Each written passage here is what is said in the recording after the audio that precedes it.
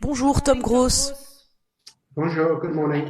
Vous êtes analyste de la vie publique britannique et militant pour les droits de l'homme, spécialiste du Moyen-Orient. Alors, comme dans la plupart des pays du monde, la Grande-Bretagne a connu récemment une recrudescence des crimes antisémites au cours de l'année écoulée et plus encore au cours des 10 derniers jours.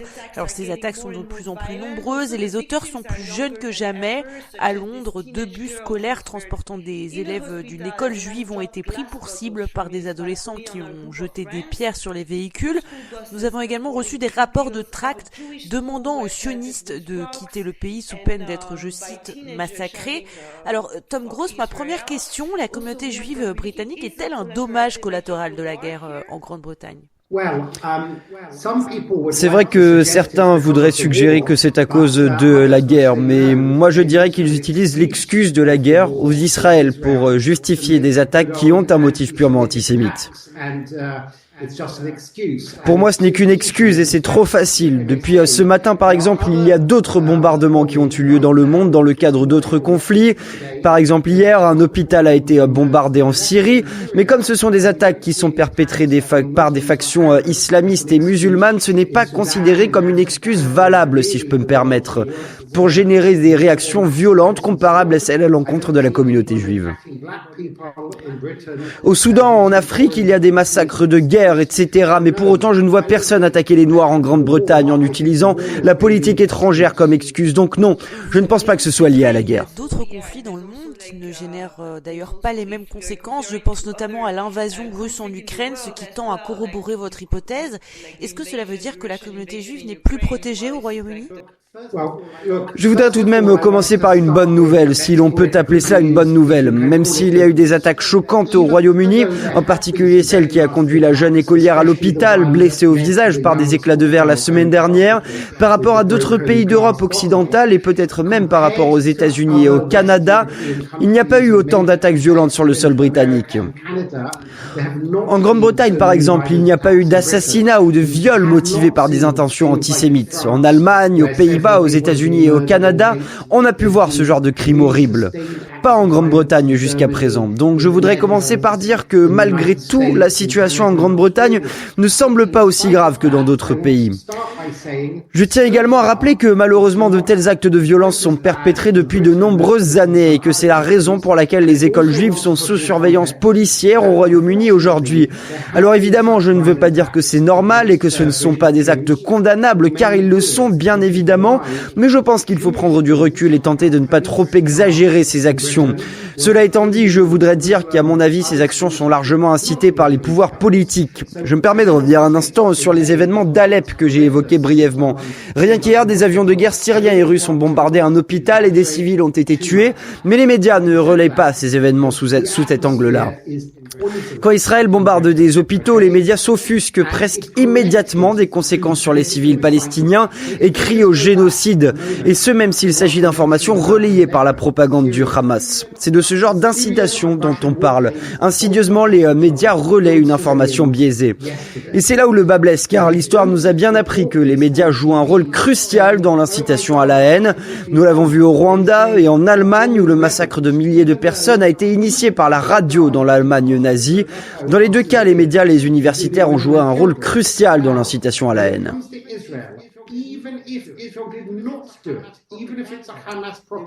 On peut parler par exemple du rôle de la BBC au Royaume-Uni, dont l'information se doit d'être impartiale, critique et équilibrée. En réalité, quand il s'agit d'Israël, le trait est systématiquement grossi, donnant à penser qu'un seul pays sur Terre impliqué dans une guerre est capable de telles exactions. Play a very crucial role in inciting hatred. We saw it in Rwanda, where the genocide in Rwanda, 800,000 dead, was a result of the radio inciting people. In Nazi Germany, it was the media and academics who were inciting the hatred. So in Britain as well, we have the state broadcast of the BBC. That is by law meant to be balanced, but in reality, they twist. Par association d'idées, les gens qui consomment ces médias associent Israël à une injustice. Et s'ils ne sont pas mieux informés, l'information est diffusée hors contextualisation. La vérité, c'est que la guerre est terrible, pas seulement en Israël ou en Ukraine, mais aussi dans des pays plus éloignés comme en Afrique et en Asie. Et les actions de Tsahal, lorsqu'elles sont mises en perspective, ne sont pas si terribles. La plupart des gens ne sont pas informés de ces conflits-là. Il y a donc un effet de loupe. Je dirais donc que les médias, les politiciens, les universités et l'atmosphère globale permettent aux actions antisémites de perdurer et doivent également être mises en cause. Alors justement, vous mettez en cause la responsabilité des médias et le comportement de la BBC. La semaine dernière, on a entendu parler des syndicats de journalistes de la BBC qui ont organisé un jour en solidarité avec les Palestiniens et ont demandé à un certain nombre de leurs membres d'afficher les couleurs de la Palestine. Comment expliquer qu'un organe de presse respecté pour son travail journalistique tel que la BBC se comporte de la sorte aujourd'hui ?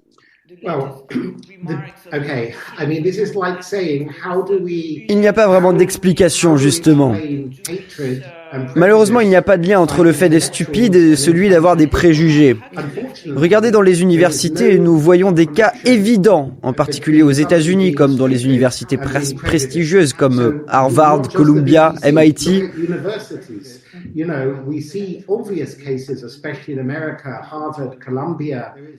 Il y a aussi des propos de la sorte qui sont relayés dans les hauts lieux de l'intelligentsia britannique, comme à Londres, Oxford et Cambridge. La vraie différence, c'est qu'aujourd'hui, les pires manifestations antisémites proviennent justement des intellectuels et non des classes populaires. En fait, je dirais même qu'aujourd'hui, il n'y a pas ou peu d'antisémitisme, en tout cas médiatisé de la sorte de la part des classes populaires. Avant, ce genre de discours pouvait être attribué à des radicaux d'extrême droite, souvent provenant de la classe ouvrière. Aujourd'hui, le pire antisémitisme provient des intellectuels de gauche qui dominent à la BBC et dans d'autres universités très reconnues. Il émane également d'une partie de la population musulmane, pas tous, mais une grande partie, malheureusement, qui promeut également le racisme anti-juif. Ainsi, ce n'est pas parce que quelqu'un est intelligent et respecté à la BBC, titre professeur est également intelligent et respecté, ne garantit pas que vous êtes modéré, ne garantit pas un discours impartial. Cela ne signifie pas que vous êtes exempt d'un discours incitant à la haine ou anti-juif. So that's quite concerning indeed. Well, I want to discuss with you another part. C'est ce qui devient dangereux et inquiétant. Le Parti travailliste qui est arrivé au pouvoir en juin dernier a également fait face à une restructuration en réponse aux accusations d'antisémitisme. Pensez-vous qu'aujourd'hui encore Keir Starmer, le Premier ministre britannique, prend cette menace au sérieux? Reshaping his party in that regard, and now is he taking the issue of anti-Semitic crimes raising seriously even now? Oui, je le crois. Le précédent leader du parti, Jeremy Corbyn, était vraiment un antisémite, ou du moins il permettait l'antisémitisme autour de lui, même s'il ne le disait pas lui-même. Il autorisait le négationnisme, l'antisémitisme, le soutien au terrorisme. Keir Starmer a pris la tête d'un parti travailliste et s'est montré très ferme, expulsant de nombreuses personnes, y compris Jeremy Corbyn lui-même. Keir Starmer s'est ensuite exprimé très clairement contre toute forme d'antisémitisme, que ce soit du négationnisme ou du révisionnisme. Avant les élections de juillet, il a fermement défendu Israël, par exemple, lorsque d'autres personnes appelaient un cessez-le-feu à un moment qui aurait pu profiter au Hamas, il s'y est opposé.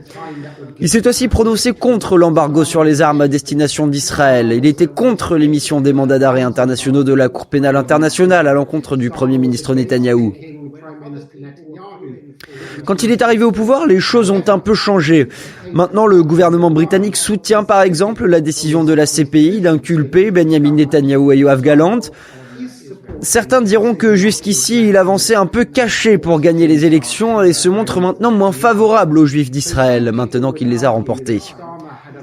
Moi, je ne pense pas. Je dirais plutôt que c'est une situation compliquée pour lui, car l'antisémitisme est tel à gauche qu'il fait de son mieux.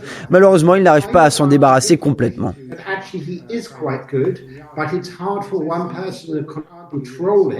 Because there is such anti-Semitism on the left that he's doing his best, but he can't manage to completely get rid of it.